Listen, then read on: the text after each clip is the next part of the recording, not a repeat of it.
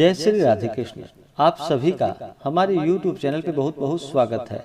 आइए सुनते हैं परमा एकादशी व्रत की कथा और फिर सुनेंगे एकादशी व्रत की आरती। अधिक मास के कृष्ण पक्ष में पड़ने वाली एकादशी को इसे परमा एकादशी के नाम से जाना जाता है।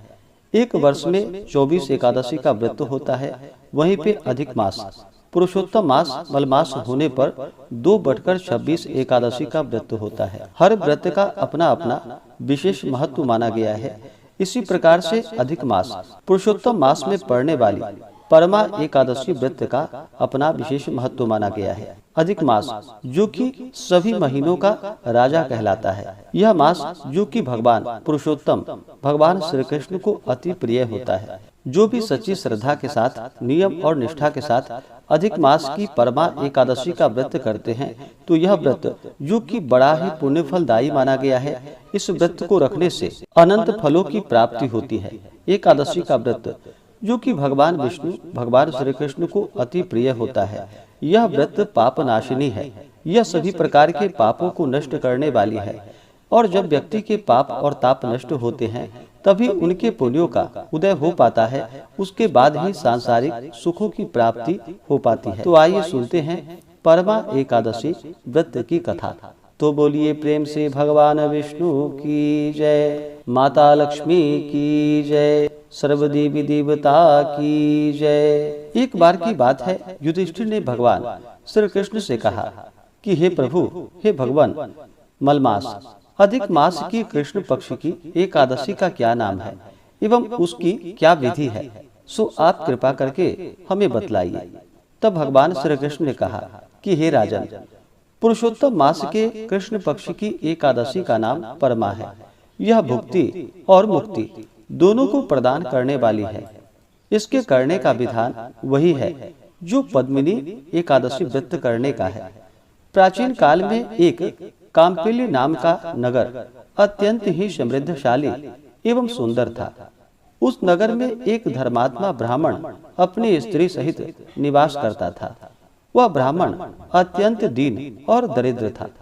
उसकी स्त्री परम धर्मात्मा और पतिव्रता थी। उसे जो कुछ भी मिले उसमें से वह अतिथियों का सत्कार कर बचा हुआ अपने पति को खिलाकर और अनवरत वह खुद उपवास कर निराहार रह जाती थी। इस प्रकार करते करते उसका स्वास्थ्य बिगड़ने लगा और वह अत्यंत दुर्बल हो गई। यह देखकर ब्राह्मण बड़ा दुखी होकर अपने को ही कोसने लगा कि जब मैं स्त्री का भरण पोषण नहीं कर सकता तो मुझे विवाह ही नहीं करना था।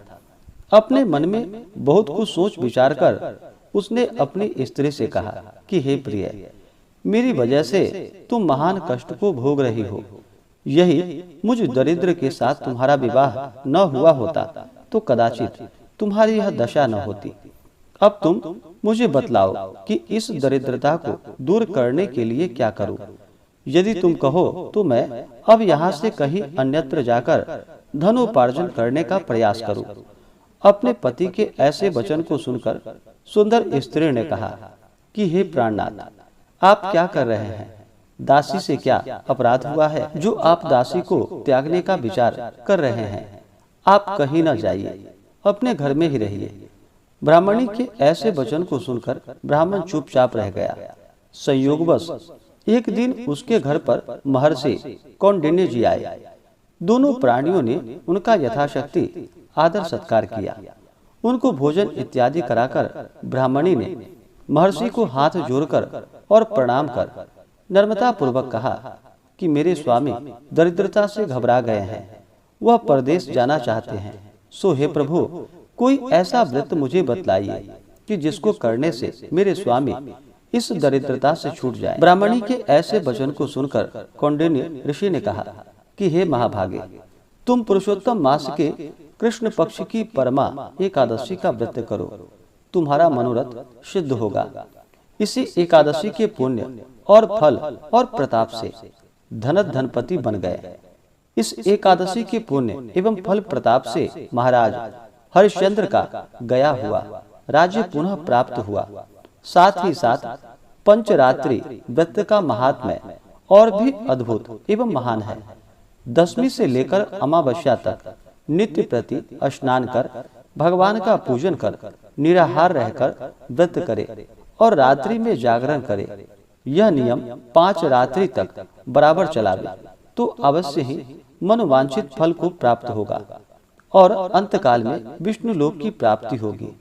और यदि 5 रात्रि तक केवल एक बार संध्या समय भोजन करे तो महान फल होता है। विद्वान ब्राह्मण को तिल पात्र दान करने से पात्र में जितने तिल होते हैं उतने वर्ष पर्यंत स्वर्ग सुख भोग करने का फल प्राप्त होता है। अस्तु, तुम भी अपने पति के साथ मिलकर इस व्रत का अनुष्ठान करो, तुम्हारी कामना अवश्य पूर्ण होगी। महर्षि जी के कथा के अनुसार दोनों ने परमा एवं पंचरात्रि व्रत यथा रीति रिवाज से धारण किया। पंचरात्रि होकर जिस समय प्रभात हुई और वे लोग व्रत का पालन कर चुके, उसी वक्त उनके पास एक राजकुमार आ उपस्थित हुआ और उन्हें राज सम्मान के साथ ही साथ सुंदर सामग्रियों से भरे उत्तम भवन एवं अतुल धन राशि तथा जागीर प्रदान किया। पंचरात्रि व्रत के प्रताप से वह ब्राह्मण और ब्राह्मणी इस लोक में महान सुख और संपत्ति को भोग कर अंतकाल में विष्णु लोक को गए। भगवान श्री कृष्ण बोले कि हे राजा, जिसने परमा का व्रत कर लिया उसको पुष्कर, गंगा एवं अन्य तीर्थों की क्या आवश्यकता है? गया जी में श्राद्ध करने की क्या जरूरत है? यह सब महान फल तो परमा के करने से ही प्राप्त हो जाएंगे। जिस प्रकार द्विपदों में ब्राह्मण, चतुष्पदों में गाय और देवता में इंद्र श्रेष्ठ हैं, उसी प्रकार महीनों में मलमास श्रेष्ठ कहा गया है। उसके अंतर्गत 5 रात्रि और भी महान पुण्यों को देने वाली है। उससे भी अधिक पुण्यप्रद और अक्षय फल देने वाली पद्मिनी और परमा नाम की एकादशी है। क्योंकि 84 लाख योनियों में भ्रमण करने के बाद मनुष्य योनि में जन्म बड़े भाग्य से मिलते हैं, इसलिए बलपूर्वक सभी को पुण्य संचित करनी चाहिए। हे राजा, आपने जो प्रश्न मुझसे किया था उसका उत्तर मैंने आपको दिया। अब आप भी श्रद्धा भक्ति समेत परमा एकादशी का व्रत को करें, इससे आपके सभी प्रकार के मनोरथ सिद्ध होंगे। तो बोलिए प्रेम से भगवान विष्णु की जय। अब आइए सुनते हैं एकादशी व्रत एकादशी माता की आरती। तो बोलिए प्रेम से एकादशी माता की जय। ओम जय एकादशी माता, विष्णु पूजा व्रत को धारण कर शक्ति मुक्ति पाता।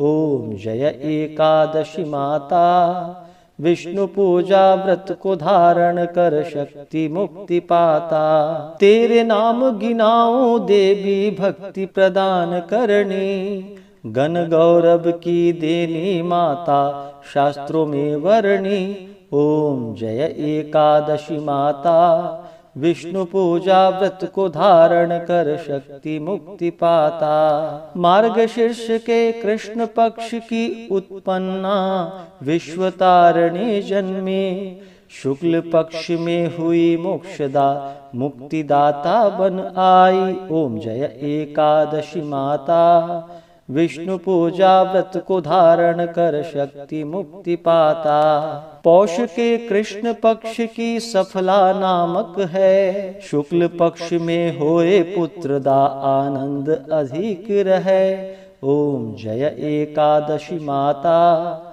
विष्णु पूजा व्रत को धारण कर शक्ति मुक्ति पाता। नाम षटतीला माघ मास में कृष्ण पक्ष आवे, शुक्ल पक्ष में जया कहावे विजय सदा पावे। ओम जय एकादशी माता, विष्णु पूजा व्रत को धारण कर शक्ति मुक्ति पाता। विजया फाल्गुन कृष्ण पक्ष में शुक्ला आमल की, पाप मोचिनी कृष्ण पक्ष में चैत्र महाबल की। ओम जय एकादशी माता, विष्णु पूजा व्रत को धारण कर शक्ति मुक्ति पाता। चैत्र शुक्ल में नाम कामदा धन देने वाली, नाम वरुथिनी कृष्ण पक्ष में वैशाख माह वाली। ओम जय एकादशी माता। विष्णु पूजा व्रत को धारण कर शक्ति मुक्ति पाता।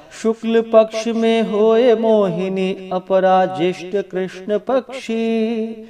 नाम निर्जला सब सुख करनी शुक्ल पक्ष रखी। ओम जय एकादशी माता। विष्णु पूजा व्रत को धारण कर शक्ति मुक्ति पाता। योगिनी नाम आषाढ़ माह में जानो कृष्ण पक्ष करनी। देव शयनी नाम कहायो शुक्ल पक्ष धरणी। ओम जय एकादशी माता। विष्णु पूजा व्रत को धारण कर शक्ति मुक्ति पाता। कामिका श्रवण मास में आवे कृष्ण पक्ष कहिए। श्रवण शुक्ला होए पवित्रा आनंद से रहिए। ओम जय एकादशी माता। विष्णु पूजा व्रत को धारण कर शक्ति मुक्ति पाता। अजा भाद्रपद कृष्ण पक्ष की परिवर्तिनी शुक्ला। इंद्रा अश्विनी कृष्ण पक्ष में व्रत से भव सागर निकला। ओम जय एकादशी माता। विष्णु पूजा व्रत को धारण कर शक्ति मुक्ति पाता। पापांकुशा है शुक्ल पक्ष में आप हरणहारी। रमा मास कार्तिक में आवे सुखदायक भारी। ओम जय एकादशी माता। विष्णु पूजा व्रत को धारण कर शक्ति मुक्ति पाता। देवोत्थाने शुक्ल पक्ष की दुख नाशक मैया। पावन मास में करो विनती पार करो नैया। ओम जय एकादशी माता। विष्णु पूजा व्रत को धारण कर शक्ति मुक्ति पाता। परमा कृष्ण पक्ष में होती जन मंगल करनी। शुक्ल मास में होई पद्मिनी दुख दारिद्र हरणी। ओम जय एकादशी माता। विष्णु पूजा व्रत को धारण कर शक्ति मुक्ति पाता। जो कोई आरती एकादशी की भक्ति सहित गावे। जन गुरुदिता स्वर्ग का वासा निश्चय ही पावे। ओम जय एकादशी माता। विष्णु पूजा व्रत को धारण कर शक्ति मुक्ति पाता। ओम जय एकादशी माता। विष्णु पूजा व्रत को धारण कर शक्ति मुक्ति पाता।